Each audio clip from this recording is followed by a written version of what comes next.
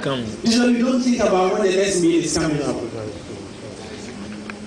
Because of our work, we are able to make ends meet. We are able to look after our family. So the concern for immediate needs, sustenance, is not something that we think about often.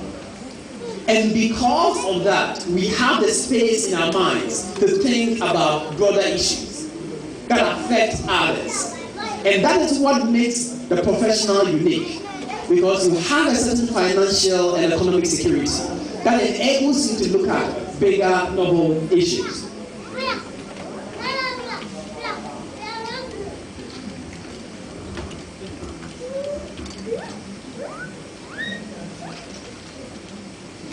Let me just say something briefly about political discourse. How to say it. When I talk about political discourse, it is not just about what the politicians and the political leaders say. It goes beyond that. Political discourse is about the deeds, the utterances of all political actors, and we are all political actors. So in that sense, when we are talking about decent political discourse, it's just not about the politicians. It's also about us.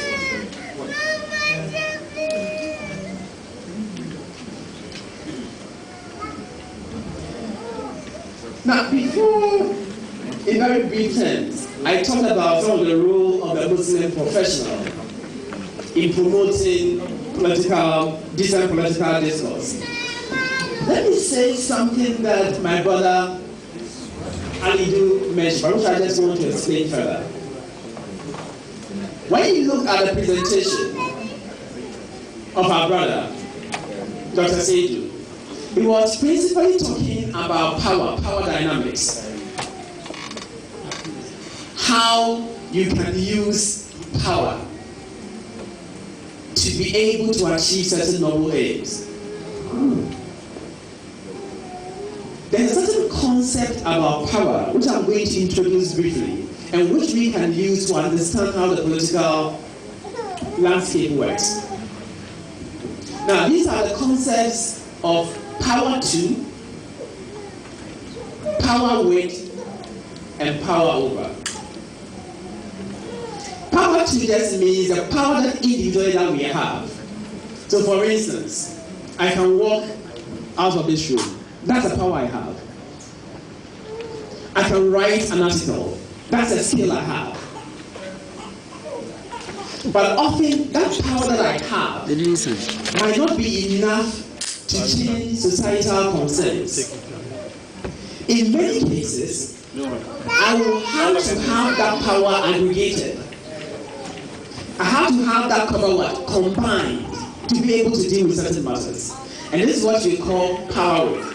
So with power with, the Muslim Academy can access the intellectual resources of Dr. Rabia Tuama, all of us gathered in here, and together we'll be able to define a concern, have a solution, have some measures, and provide a solution. So power with is so important because it's a form of empowerment that involves you aggregating different sectors of power. Another term that we often use is power over. Now, when we talk about power over, it is our ability to aggregate power and use it for positive ends. So, for example, let's say we want to embark upon a course of action. We want to have a Muslim family growth path. But we have certain impediments, certain obstacles. Certain parliamentarians don't want to hear of it. How do we use the power that we have, aggregate that power, to be able to exercise power over their resistance? In doing that, we may decide, for instance, that we are going to write articles. We may say, for instance, that we are going to have all manner of social movement activities. We are going to have a petition signing thing, and all of us will sign petitions. or will say, we are going on demonstration.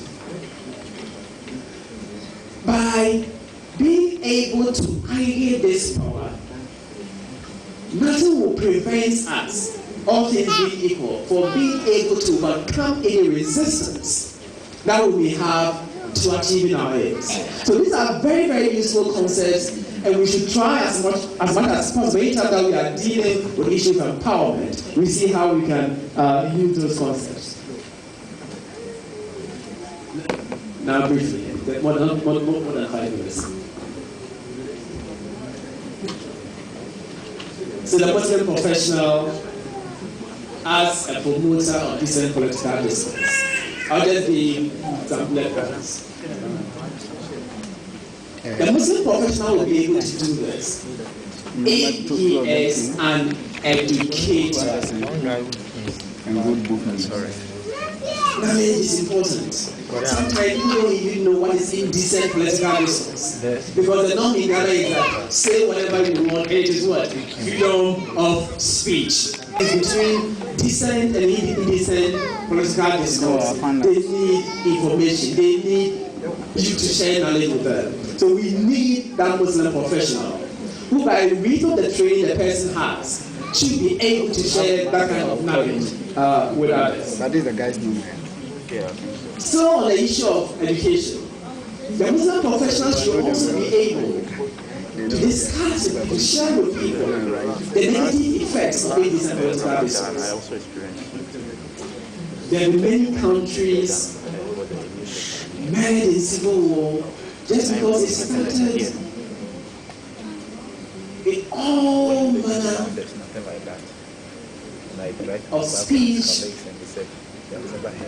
instigations, incitements as part of the political discourse. So once people appreciate that, we don't want indecent political discourse has a reason. There are certain negative consequences that flow from that. People will begin to understand the need for us to have decent political discourse. Another role of the Muslim professional is for him to be a role model. You cannot say you are going to be a propagator of decent political discourse when you are never committed to that cause. Show commitment to that cause, both in deed and in word, and others will emulate your examples.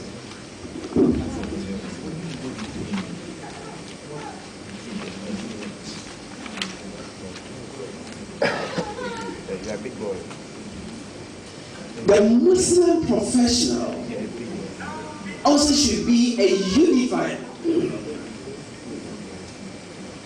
Should be a unifier.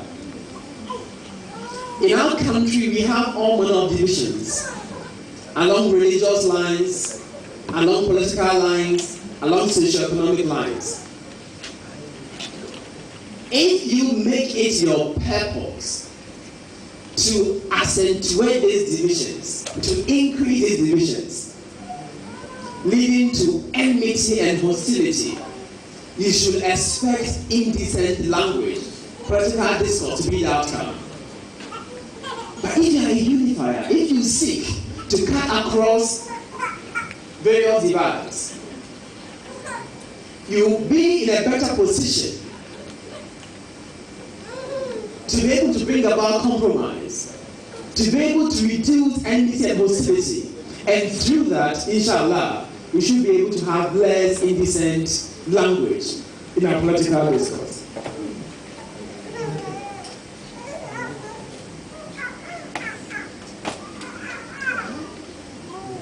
It's also significant that as a Muslim professional, you be an advocate of justice. As Muslims, we don't have to be reminded about the Quranic injunction that we should pursue justice, even if it is against our kith and kin. What do I mean by you pursuing justice as a way of promoting this political discourse? Sometimes you have persons who are victims of negative political discourse. If you are promoting justice, you may speak for them and defend them.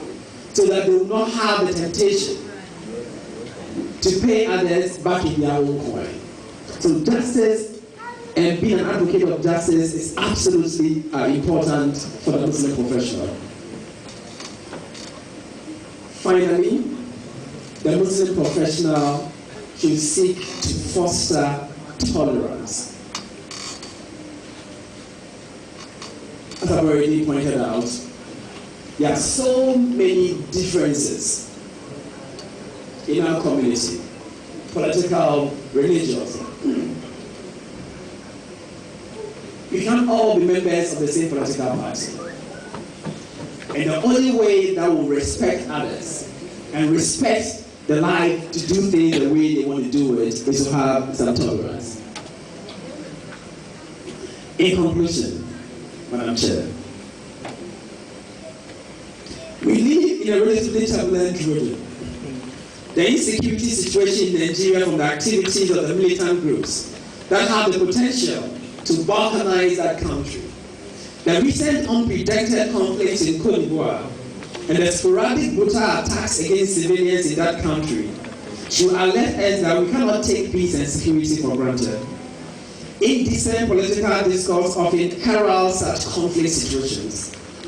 To this, we all have an obligation to eschew and preach against indecent political discourse because of its potential to plunge this country into serious conflict. Thank you, sir.